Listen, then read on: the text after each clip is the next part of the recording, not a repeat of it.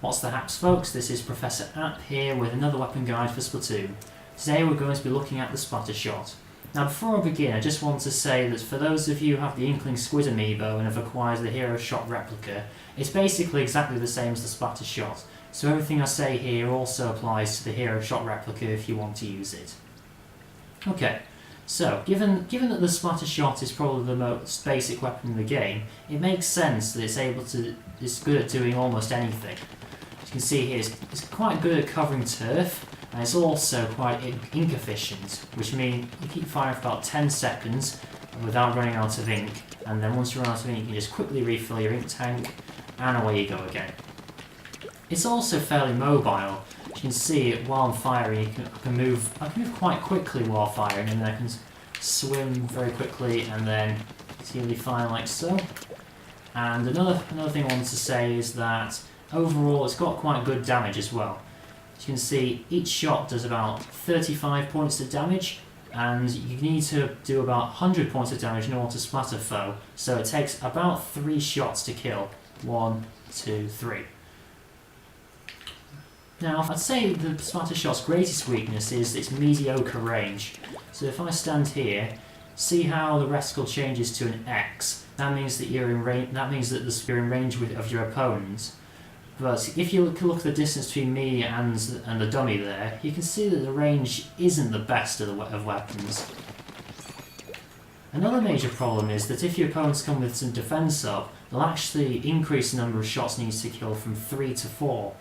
Just quickly check. So 1, 2, 3, 4. Yes, so one main of defense up is enough to increase the number of shots from 3 to 4. The sub-weapon of the Splattershot is the burst bomb. It's a bomb that explodes on impact, and the amount of damage it does depends on how far away it is from the opponent. So if you hit them with a direct hit, there's about 60 points of damage, whereas if you hit them from further away, there's only 25. But what this means is that the main advantage of the burst bombs is that it helps to increase the Splattershot's range. So you see, I'm out of range of the dummy here, but if I throw a burst bomb, I can still hit them and they can go in and attack while they're distracted. Let's see. But it's important to make sure you try and hit them directly as much as possible, so you can go in and get the kills really quickly. The special of this weapon is Burst Bomb Rush. It allows you to throw, I'd say, 16 bombs without any special duration up. And it's mainly used as a way to cover turf and to try and push enemies back. I don't expect to get many kills with this special because the burst bombs themselves are quite weak. And to be honest, you're not going to get that many direct hits against a lot of opponents. But an important thing to remember is that you can still use your main weapon while using your bomb rush. I'll just quickly fill this up. Demonstrate. Almost there.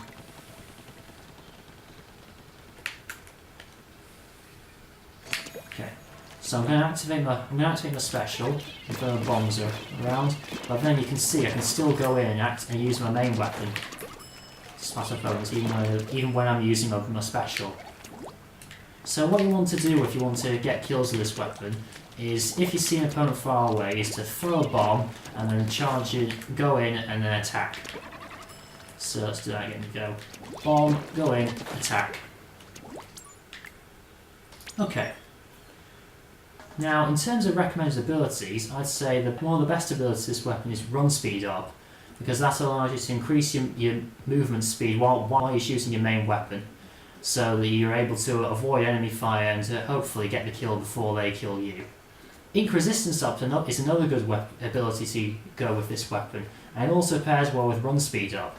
So what ink resistance up does is that when you're on enemy ink, you get slowed down, but if you have ink resistance up, you don't get slowed down as much. So if you pair that with run speed up, it means you won't slow down as much at all if you're on enemy ink. And really, I tend to run 1 main and 3 subs of run speed up, so that you can move as quickly as possible while also leaving enough room for more abilities. Swim speed up is another good ability, because like run speed up, it increases your mobility. So if you're on your own ink, it's probably better to just use to swim up to an opponent and then splat them, as opposed to running. Damage up is another good ability, because it means that your burst bombs will deal more damage if you don't get a direct hit, and also if you have one main of damage up and your opponent has no mains of defense up at all, you can splat them with one direct hit from a burst bomb and only one shot from your main weapon. And the last recommended ability I have is quick super jump. I picked quick super jump because it just allows you to just get out of any sticky situations as quickly as possible, and it also allows you to jump to your teammates to help them out if they're in trouble. So for recommended gear, I go with the squash headband because it comes with damage up as a main ability, and because it's a zinc branded piece of gear, it means it's more likely to give quick super jump. For clothes, I tend to run the Crack-On 528 because it comes with run speed up, and also because it's a Crack-On ability, as its name suggests, it's more likely to give swim speed up. And then for shoes, I tend to run the blue biker boots because it comes with ink resistance up, and because it's a Rockenberg ability, it's more likely to give run speed up. Okay, now we're going to jump into a ranked battle, and hopefully I'll be able to demonstrate how to use this weapon effectively. Okay, let's see what we can do then.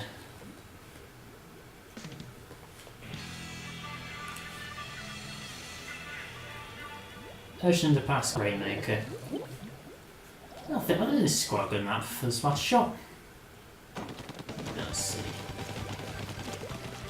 So what you want to do when you start is just try and get some coverage in, help your teammates get in as quickly as possible.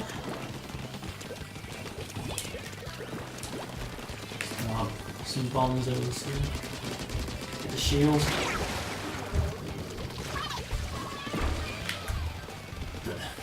Did not see them. Wow. That's weird.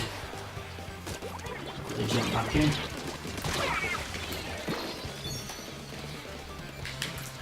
Ah, lag.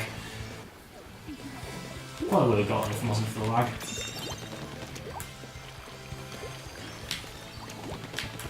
Just quickly try and get back in as possible.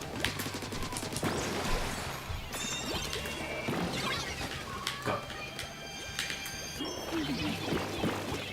And wait here.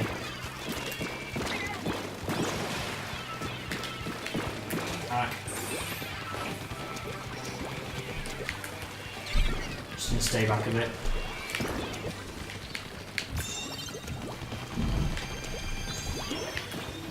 Ah, I got him. Come on. Just gonna quickly make a path for them.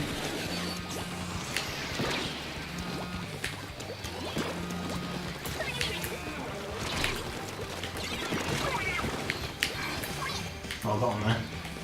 Ah.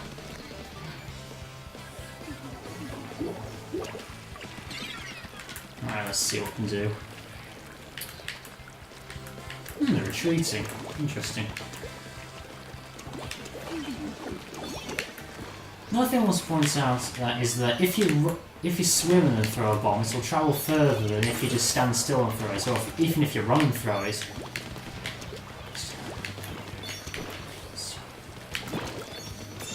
Going.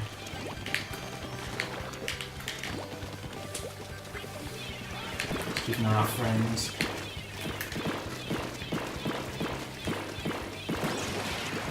Soon to explode. Yes. Ah, got it. Lag.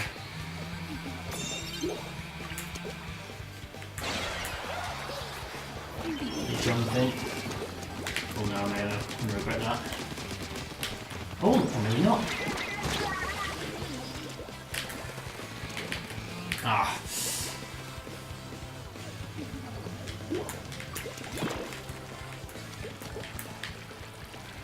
Got me.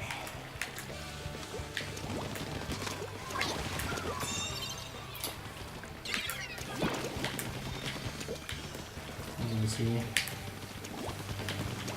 There's not many spotting in person.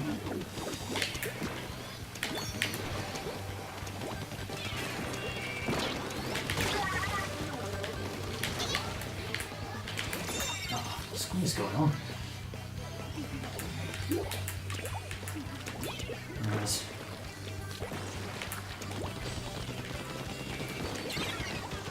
Just gonna quickly block off the path here. Just make it hard for them to get in.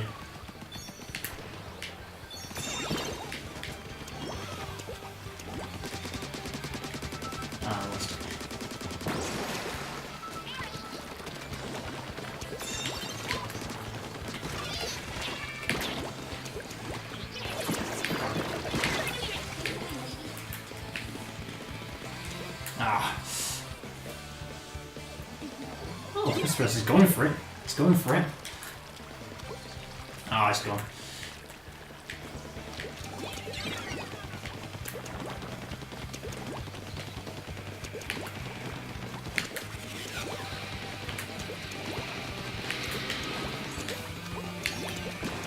Some coverage in.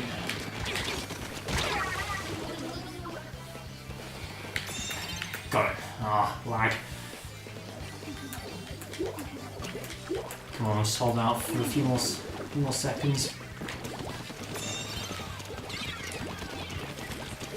Try and block off their path. Make sure it's harder for them to get in. I think I was close.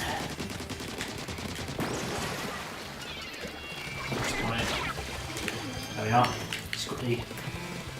Oh no! Come on.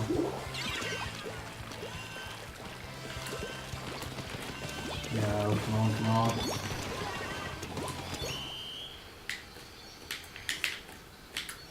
Yes! Got it.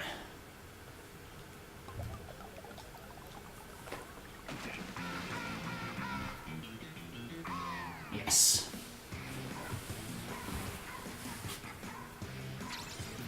I think I did well there. See how it is. 5-9. Alright, I think. Probably not our best showing.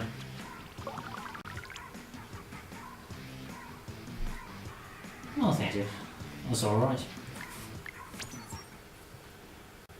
Okay, that's all I'm going to do for today. If you like this video, be sure to give it a like and subscribe to my channel. And if you want to see more Splatoon weapon guides, and if you have any tips of your own for the Splattershot, be sure to leave in the comments below. Until next time, folks. Bye.